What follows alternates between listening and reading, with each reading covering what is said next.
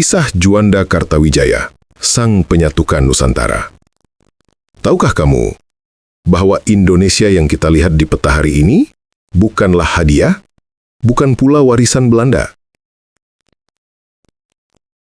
Kalau begitu, siapa yang membuat Indonesia menjadi negara kepulauan yang utuh dari Sabang sampai Merauke? Siapa? Dia adalah Juanda Kartawijaya, seorang insinyur yang jarang muncul di layar televisi, tetapi gagasannya mengubah wajah dunia. Tapi, apa sebenarnya yang ia lakukan? Masa kecil dan pendidikan. Rahasia awal seorang teknokrat. Tahukah kamu bahwa Juanda kecil bukan berasal dari keluarga kaya? Namun bagaimana ia bisa menjadi salah satu otak terbesar bangsa ini? Kenapa bisa begitu? Karena sejak kecil, ia rajin membaca, tenang dan tekun. Ia belajar di sekolah terbaik masa itu hingga masuk THS Bandung, cikal bakal ITB, dan lulus sebagai insinyur sipil. Seorang teknokrat sejati yang kelak tidak pernah bermimpi menjadi politisi. Dari guru, menteri hingga perdana menteri. Tapi tahukah kamu bahwa Juanda awalnya hanyalah seorang guru teknik?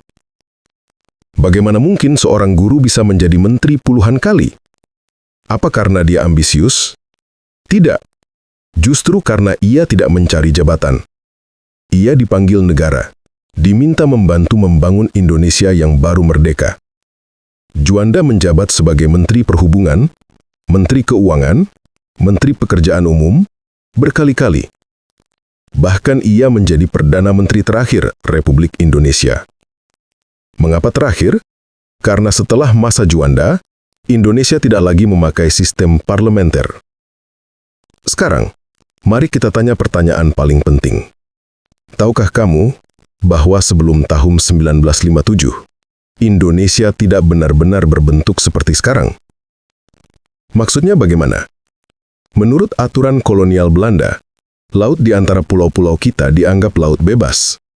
Coba bayangkan, antara Jawa dan Kalimantan, antara Sulawesi dan Maluku, semuanya dihitung sebagai laut yang bukan milik Indonesia. Negara kita terpecah-pecah seperti pulau-pulau terpisah tanpa kesatuan. Lalu, siapa yang mengubah semuanya? Juanda? Benar. Pada 13 Desember 1957, Juanda mengeluarkan Deklarasi Juanda. Ia menyatakan bahwa seluruh laut di antara pulau-pulau Indonesia adalah bagian dari wilayah NKRI. Pertanyaannya, apa dampaknya? Apa Indonesia bertambah luas? Betul, wilayah Indonesia melonjak dari 2 juta kilometer persegi menjadi lebih dari 5 juta kilometer persegi. Dan yang lebih hebat lagi, konsep ini akhirnya diakui dunia dalam Hukum Laut Internasional UNCLOS 82. Semua itu berawal dari seorang insinyur tenang yang tidak suka tampil di depan kamera. Etos kerja dan kepribadian. Tahukah kamu, apa yang membuat Juanda begitu dihormati?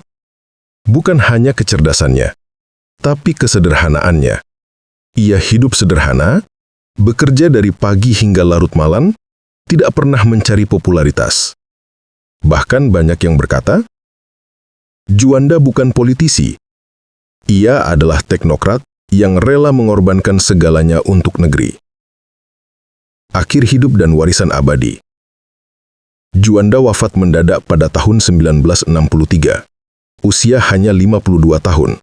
Tetapi, pertanyaan besar untuk kita adalah, apakah perjuangannya selesai? Atau justru baru dimulai? Karena berkat Juanda, Indonesia berdiri sebagai negara kepulauan terbesar di dunia. Laut kita bukan lagi pembatas, tetapi pemersatu. Jadi tahukah kamu sekarang bahwa seorang insinyur bernama Juanda lah yang menyatukan lautan Indonesia? Bahwa peta negeri ini berdiri di atas pemikirannya?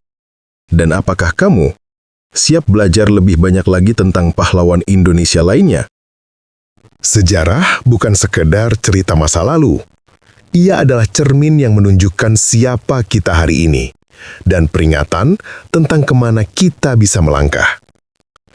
Ilmu adalah cahaya, dan siapa yang berjalan tanpa ilmu akan tersesat oleh gelapnya zaman. Pelajaran hidup tidak selalu datang dari kemenangan. Kadang justru dari luka, jatuh, dan kegagalan yang kita sembunyikan. Maka pelajari sejarah, serap ilmunya, ambil hikmahnya, dan jadilah manusia yang lebih kuat dari hari kemarin. Follow @gladiator neraka. Like, comment, subscribe, and share.